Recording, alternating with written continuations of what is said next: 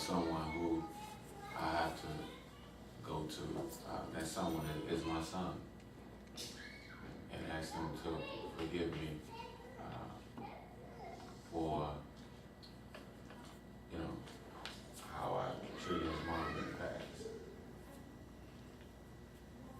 You know, he's a junior in high school. You know, our relationship had been rocky the last couple of years, but we just started back communicating. And it's important to me to do that. It just hit me. Thank the Lord. Because it's not just about, you know, us. It's about that other person as well. Mm-hmm. We have to care. We have to care much about that mother, that aunt, that sister, you know, that brother. To forgive them and ask them to forgive us, whether they forgive you or not. Get it off of you. Get it off of you. So that day, when our life is over, we can go before God. And we won't have that unforgiveness. Because we won't have that kind of back. You know, like, well done, my good and faithful servant. So, what's the definition of forgiveness? Remembering without anger. Without anger. Remembering without anger. And I want to leave this with you because you have to know when you do that, you really discover who you are. You really discover who you are as a person. When Harriet Tubman received all of the accolades for freeing over 300 slaves, her response was, I could have freed thousands more if only they knew they were slaves. They was in a condition for so long. It was in shackles for so long, treated the way they was being treated for so long that they forgot who they were. She said, come on, we're gonna be free. They didn't even know that they were slaves. They said, no, I'm cool. I'm gonna stay right here. We cannot stay in a place of unforgiveness. Okay? All right. All right, let's give Lamont Brown a round of applause for that. You know, as African Americans, come on, let's give him another round of applause. This is what he called transparency. You know, he just opened up. You know what I'm saying? And a lot of what y'all looking at this money, anyway, what are you gonna do with that? But I'm gonna do something with that though. But the thing is that a lot of times we're not transparent. You know what I'm saying? We don't want to be open or real with one another. Paul Lawrence Dunbar said, we wear the mask that grins and lies. You know, meaning that a lot of times we nothing but dressed up garbage cans. We can get all made up, you know, get all our designer stuff on, had makeup on, and, you know, had a nice fade and all that. And so we come out the house, particularly in the African American community, we come out the house looking great on Sunday. Come to church, everybody hugging us, all that. We smile, knowing we don't want that person to hug us and all that, right? But the thing is that we wear the mask that grins and lies. We need to be more transparent and more real with ourselves first. You know, my mother used to always say, don't fool yourself. You know, you can try to fool other people, don't fool yourself. Right. You know what I'm saying? So I want to thank you all for coming out today. I would like to ask for each and every one. I'm gonna give everybody. We was gonna buy pizza, but they said they was gonna take an hour. So instead of buying y'all food, I'm gonna give y'all $5 for showing up, for coming out. Is that okay? Is that acceptable? Anybody don't want their $5? Anybody want to show the gift of giving and get a $5 to somebody else? So I'm gonna get in that way. You can grab you something. You know what I'm saying? But I just want to let you know that I appreciate you all at moment's notice coming out. But I would also ask if you guys would be willing to come back next week, same time, same place, and maybe even bring a friend, and we'll get into a different topic of discussion. And who knows, this may be something that we do on an ongoing basis, because I believe that knowledge is power. knowledge is the new currency. The more you have of it, the further you able to go in your life. And if you get good information and good knowledge that you can apply.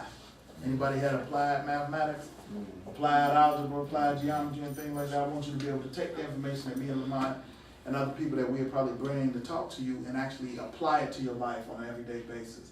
No different than what Apostle Ron Wilson does from the pulpit, is be able to give you things that you can actually go and apply in your life as you know, your daily walk, because it's a daily walk. You can be great today, and you're never gonna really be just great, because we sinners saved by grace.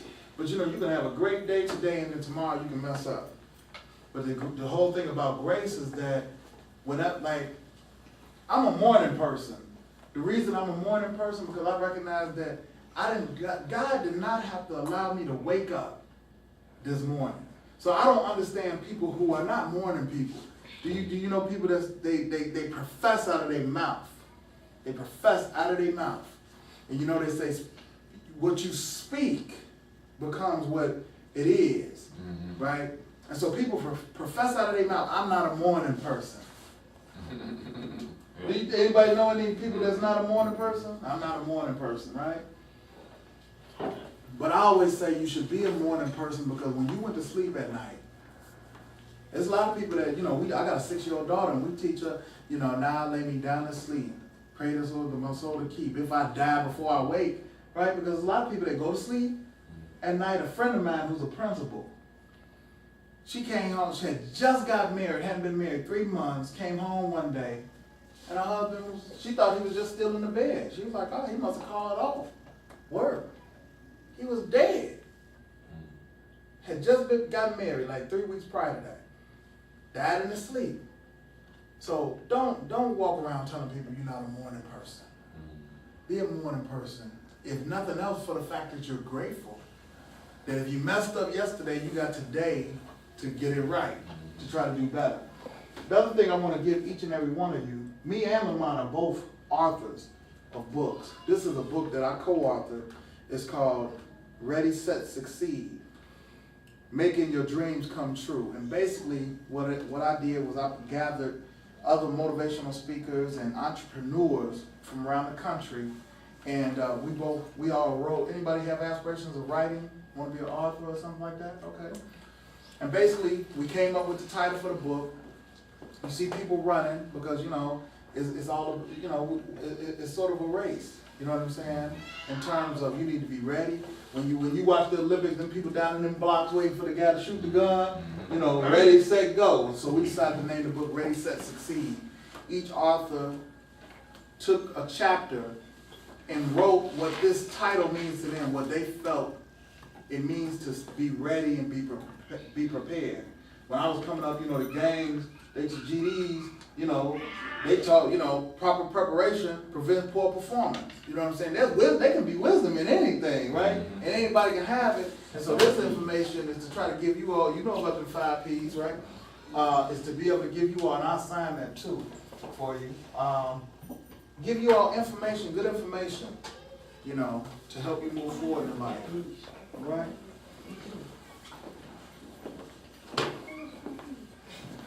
Y'all like to read?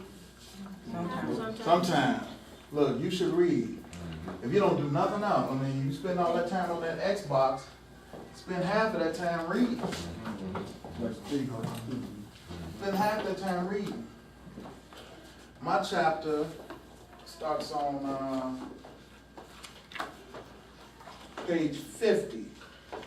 Get ready to succeed, and I use READY as an acronym. R stands for resourceful, E stands for equipped, A stands for ambition, D stands for determination, and the Y stands for yearning, because I believe you should never stop learning, yearning, or earning. So hopefully y'all enjoy these books, and who's willing to come back next week? I ain't gonna pay y'all $5 a week now. But come back, make plans, get with Brianna, plan to come back next week. And if y'all bring somebody, bring either another sibling or bring a friend. And we're gonna, get into some other topics. And if there's some things that you all want us to talk about, let us know. And we'll, you know, put together discussions around those issues, okay? Better now, like knowing that you don't go, you're not in and out of jail anymore. Yes, a whole lot better. Ain't no fun in that. Ain't no fun in that. And it was, my situation was a little different, meaning that the people who I was trying to purchase drugs from so I could get my money on, you know, and it was, and let me just put this out there, it was influenced by a female who I was dating, who we was, I mean, I thought I was in love with her, and she started cheating on me, and she was blunt with me, you know what I'm saying? She was like, you know, I'm really only with him because he had money, he had a car, and some rims. So I figured I need to get on my money. So when I was attempting to go buy some drugs so I could sell it to make some money, flip my money, double, triple my money, the guys who I went to go get the drugs from was like, no, man, come on, LV, that's what it's called. Man, it ain't for you, man. You supposed to be going to college playing baseball, man. No, they started paying me not to sell drugs. How much you need? You know, come on, man, what? Give me $100, $200. But of course, I wanted more. So my cousin, who's a big time drug dealer at the time, I stole some of his drugs and went and sold it. So he was like, well, since you gonna steal it from me, you might as well sell for me. Then my next door neighbor was selling drugs.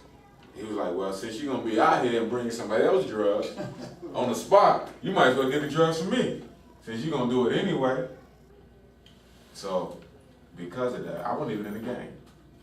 I thought I was gonna just try to get on my money, right? Make money and not get arrested. Cause I'm thinking they gonna arrest people that's gang banging. But because I was hanging around them, because I was adopting their habits, being in situations, I wound up getting arrested and locked up in fights and shootouts, just like they was. You know, so yeah, it's no fun. Thank God that I didn't spend any time in the state prison or in the federal penitentiary, which a lot of my friends are at right now. You know, one of my friends been locked up since '92. You know, he hit me out in 2012. Y'all wasn't born then, huh? Yeah. You know, so, but I did spend 2 weeks, a total of 2.5 weeks in the county, and I had to do 60 months, which is 5 years of probation to stay out of the jail, which meant that I just paid a lot of money every month and had to go see people every month to make sure I was staying out of trouble. So I am glad that that's not part of my lifestyle anymore. So the people that actually were born of selling the drugs and stuff was actually being a leader at that moment, telling you not to go out selling drugs. Yeah, yes, it was crazy because even though they was doing wrong, they was advising me not to do wrong like they were, you know, and I didn't listen. You know, I'm doing the same thing now. Actually, the younger brother of the guy who I used to sell drugs with, who won't get out of jail till 2012, just went to his funeral about a week and a half ago, because he stayed out there. He didn't listen. He got shot up 4 times and died. We just buried him, you know, in his academic shirt. I want to put him on a suit. I want to put him on clothes that he used to wear every day. You know, it was crazy. But we're glad that you guys, you know, listen. Because you listen to Brianna when she said, come on out here. You know, so I know you listen to Apostle Ron Wilson and other people. Just keep listening. Keep surrounding. You got, you know, a teacher. You know, listen. I heard him telling you earlier, you know, about Joliet Junior College. Follow through, follow up. Just listen. You know, you'll be surprised on the things you'll be able to accomplish. Right. That's why you got 2 ears and 1 mouth. Right. You listen twice as much as you speak. Exactly. Right.